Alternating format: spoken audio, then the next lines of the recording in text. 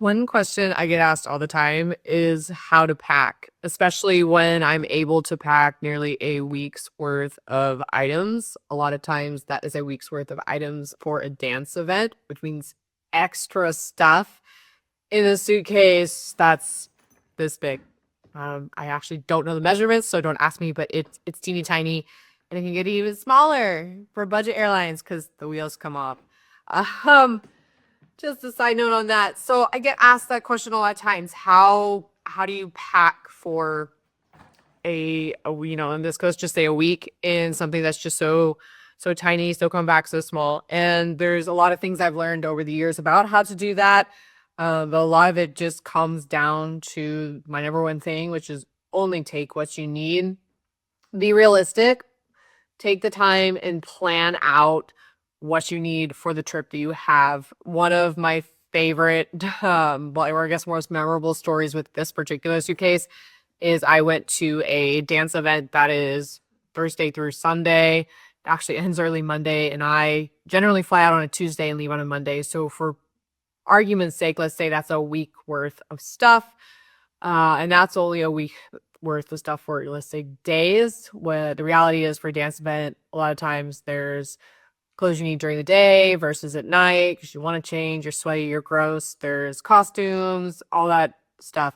I don't participate really in costumes. I always try to find something that I can multitask with. So we'll get to that later. But um, only take what you need. I lay out all my clothes, all my bottoms, tops, shoes, socks, everything, and only the things I need go. So I can say, okay, this is what I'm wearing on a Thursday, Friday, Saturday, Sunday.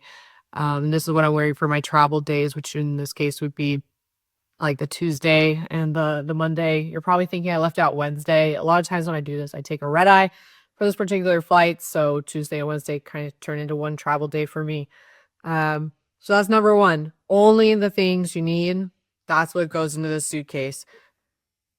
Your next question, because everybody always asks me next, is how do you make all the things you need compact? And there's a couple ways you can do this. I have a preference, but I'm not going to say one way or another which is better. It all comes down to what works for you. There are two ways I do this. It's either with packing cubes or it's with compression bags. And they're the travel ones that you can roll. You don't need to have a pump, whether that's a manual or electronic pump to deflate the bag. You can roll them. They're great. Or you have packing cubes. I have a preference for the rollable packing bags. I just think I don't only think they're better, I know they're better. I know they make things more compact. I actually tested that and got a second opinion on it when I went to Antarctica last year. I packed the same stuff in packing cubes versus in my rollable compression bags and brought them out and I showed a friend. I was like, which is which? These literally have the same things in them. And he's like, it's definitely the compression bag. So compression bag one. That being said, they are my preference. They're my preference for a lot of different reasons. I'll just give you an overview as to why. That could be a whole video within itself. But my big reason for them is they are waterproof. And if you're ever in a situation where you encounter bed bugs, you're not going to get them because your stuff is sealed. Zippers are great until they're not.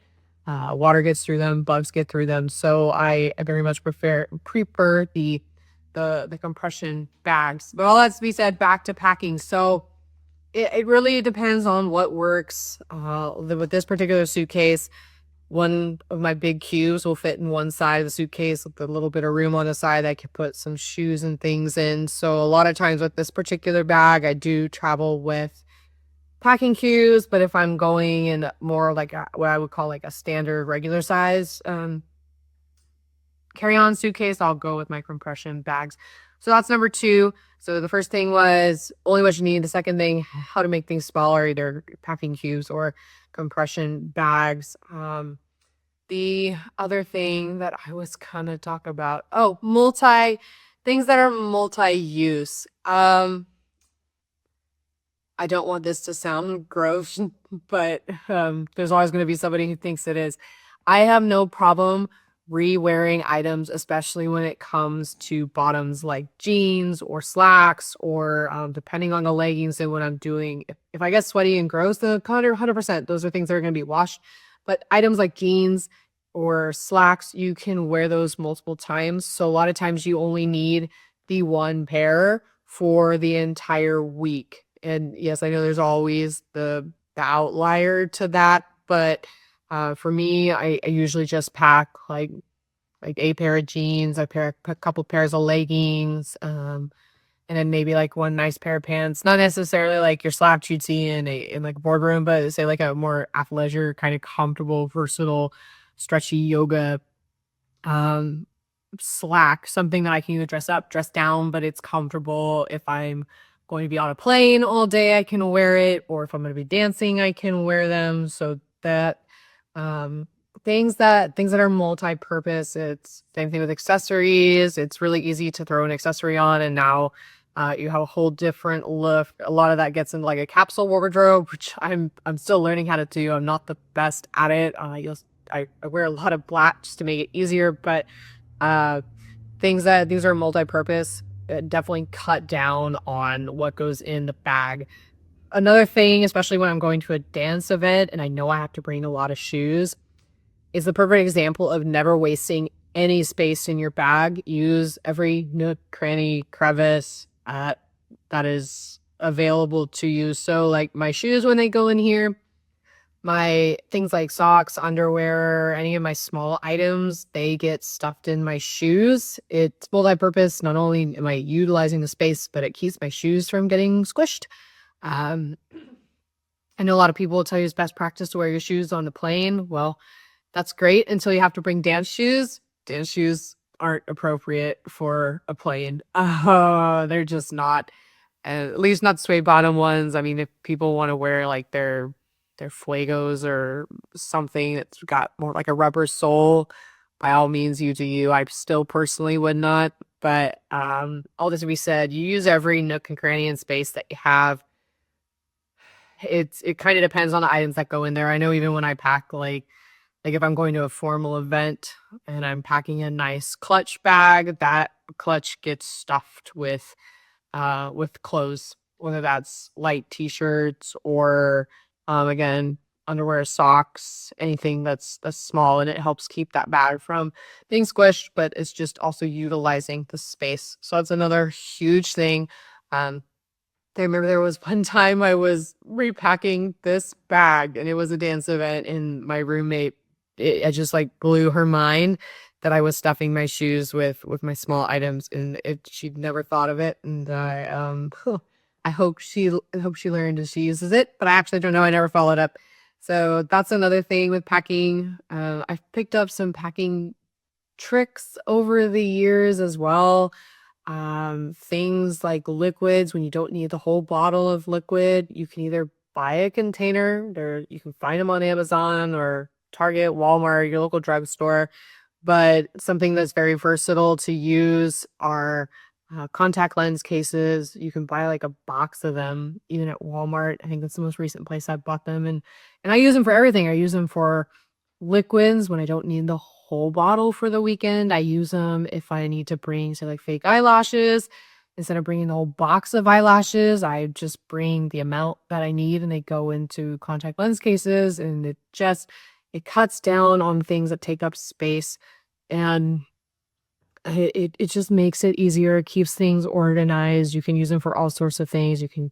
I've seen people put jewelry in them. I've seen people use them for other small items that they may or may not have with them. So contact lens cases are great. Even smaller little tube or bottles. I've bought them on Amazon before. They're just maybe like an ounce. That's all you need. I if you're sitting there thinking you're crazy, I need my whole bottle of eye solution, for example. I'm a contact lens wearer, so I always bring eye solution. You don't. I'm gonna tell you right now, you don't. I highly encourage you to spend, say, like a week at home and pay close attention to the amount of each product that you actually use. It You would be absolutely surprised at how much product you use for everything, whether that's your eye solution, your face lotion, even shampoo. that one I know is a touchy subject, everybody's hair is different, but, you would be really, really surprised, and by cutting back on those items, you have less to pack. You're able to fit more liquids in your 3-quart bag. If you're flying, it's that much less weight you're carrying. So I highly recommend paying attention to what you do and do not use. And another tip for packing is I'm looking at my inspiration here. Another tip for packing is when you get back from a trip, it's so tempting to just open the suitcase and throw everything in the hamper to be washed. Don't do it.